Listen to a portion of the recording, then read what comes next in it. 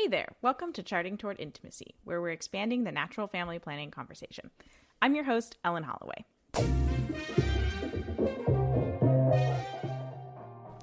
This week, I am sharing some thoughts that have recently come to light about sharing NFP in our culture right now, especially with our younger generations.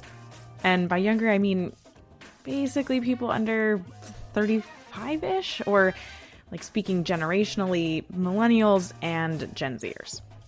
So there's kind of an interesting conundrum surrounding this that I recently realized. Those of us in the NFP space seem to spend a lot of time trying to explain how NFP is not the rhythm method, calendar method, standard days method, whatever you want to call it.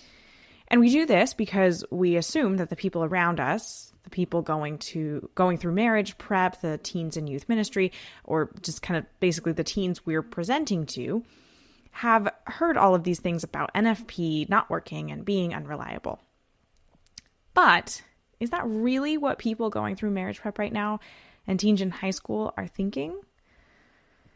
So over the past few months, as I've been speaking with people, giving presentations at marriage prep and giving talks to parishes, I have actually come across far more people who have never heard anything about NFP than people who have heard bad things about it. So before I jump into that, let's talk about why that is. So people going through marriage prep right now are, for the most part, millennials or the older members of Generation Z. The people in these generations, of which I am one, grew up in an entirely post-Christendom society. And one of the major things about a post-Christendom society is that basic Christian education didn't exist for the most part outside of the walls of the church. Society and homes didn't have a big Christian influence. So that's to say that certain church teachings, unless talked about in faith formation classes or talked about in the home, ceased to be common knowledge.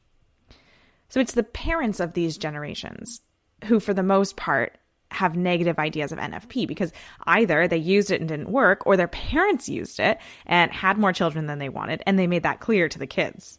I've talked to plenty of people in that category.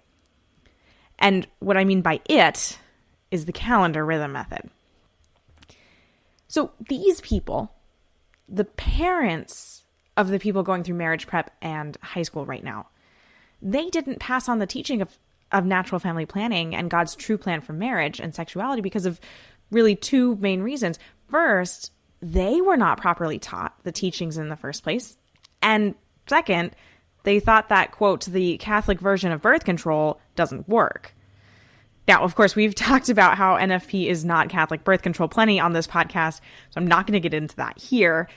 Just go back to the episode with that title if you want to dive deeper into that. But going back to our people in marriage prep and high school right now, we have a couple of things happening.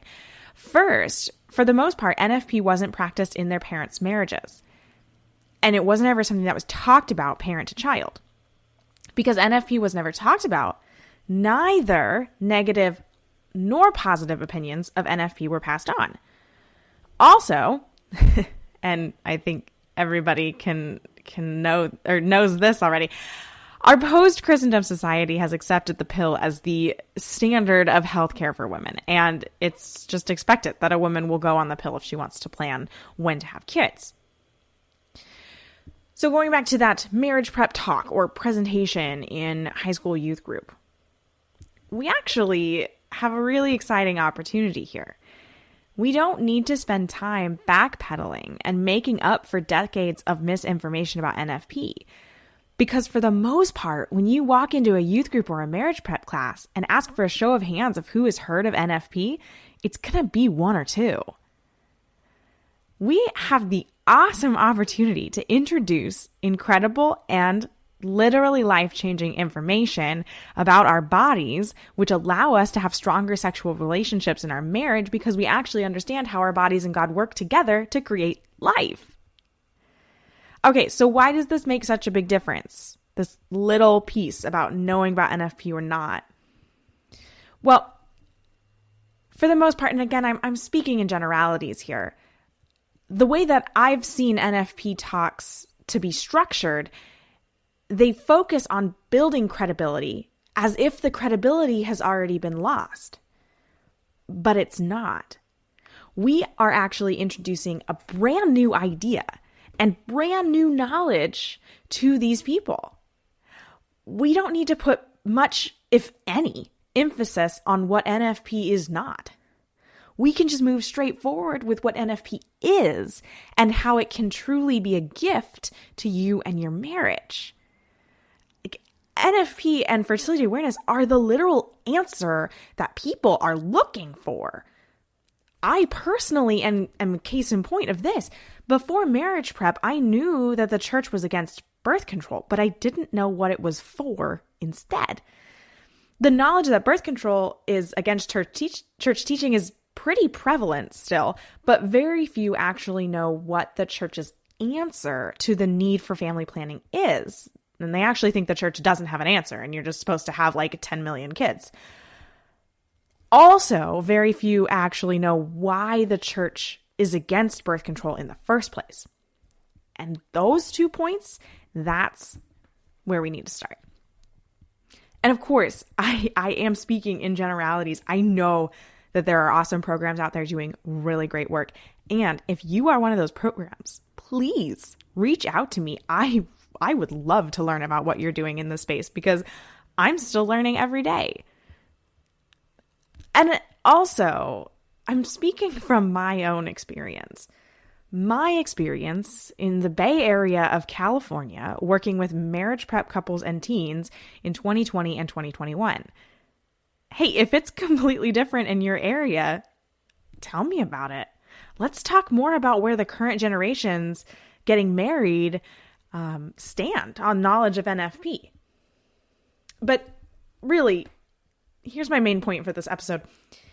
If you are someone who is promoting or someone who's looking to promote NFP in any way, and I hope that's every single one of you listening, because you don't have to be a Catholic speaker to promote NFP. You don't have to be an instructor to promote NFP. You can promote NFP by just talking about it with your friend. So if you're promoting or looking to promote NFP in any way, if you're anybody listening to this podcast, make sure to take a census of the person or the people you're promoting to. Don't just assume that they think you're crazy for spouting off about something that, quote, doesn't even work. Maybe they've never heard of what you have to share. And very likely, as soon as you get into it, they're going to want to hear more. Every single person I have introduced to fertility awareness and natural family planning has said something to the effect of, why isn't this more well known? Why didn't I know about this sooner? Let me repeat. Every single person, Christian, Catholic, no religion, everyone. Those of us who know about NFP and fertility awareness, aka you listening to this podcast, we have a duty to share this. If every person I have talked to has been interested and felt like this should be information that is more well known, then you are likely going to have similar experiences.